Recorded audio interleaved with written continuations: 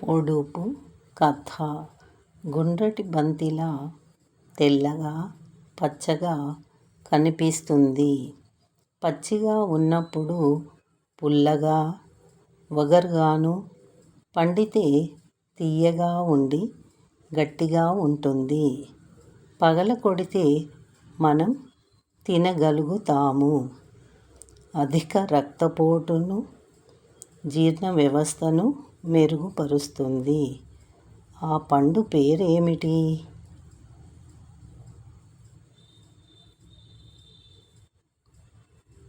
వెలగపండు.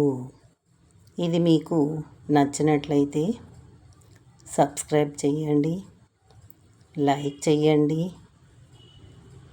Share చేయండి.